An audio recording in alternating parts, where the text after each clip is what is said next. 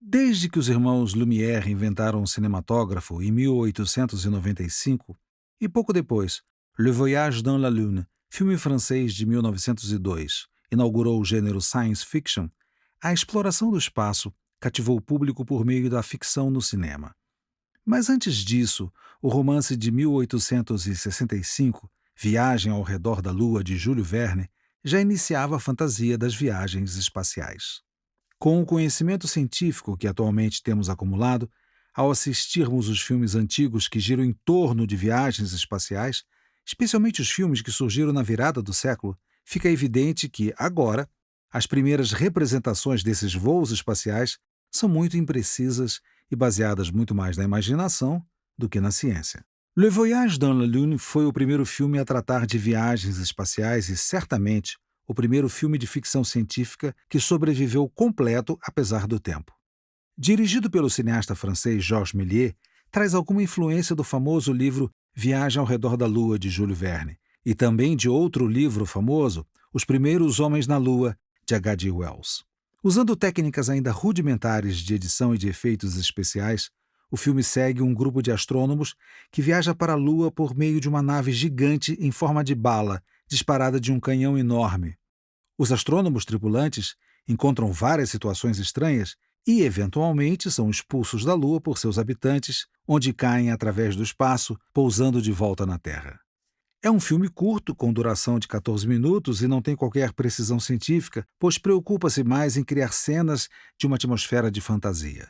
Mas a ideia de usar um mecanismo parecido com um canhão para atirar um projétil em um corpo celeste e para transportar seus passageiros era comum nas obras de Júlio Verne e H.G. Wells, onde o filme se inspirou. Com o passar do tempo, cientistas e engenheiros compreenderam melhor o mundo à sua volta e, consequentemente, o espaço. E as produções cinematográficas passaram a refletir novas descobertas. Nos anos 1920, as representações de voos espaciais não eram completamente mal desenhadas. À sua maneira, elas previram missões pilotadas e o uso de foguetes. Heimskibet, Uma Viagem a Marte, filme dinamarquês de 1918, é muito diferente de Le Voyage dans la Lune. É um filme mais longo, com duração de 81 minutos, e tem tempo para desenvolver personagens em um enredo complexo, ao invés de focar em cenas curtas e surreais. Uma Viagem a Marte conta a jornada de um grupo expedicionário que vai ao planeta em uma nave chamada Excelsior, que, embora não seja um projétil lançado, não é mais plausível do que a representação de Méliès. Quando a tripulação chega em segurança a Marte, encontra uma civilização inteligente e pacífica que rejeita a violência. O Excelsior se assemelha a uma aeronave da Primeira Guerra Mundial, muito mais do que qualquer imagem de um foguete como conhecemos hoje.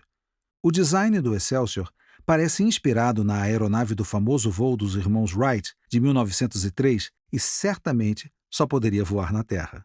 O primeiro filme de ficção científica realizado em 1924 pela ainda União Soviética chama-se A Elita e baseia-se no romance de 1923 de Alexei Tolstói.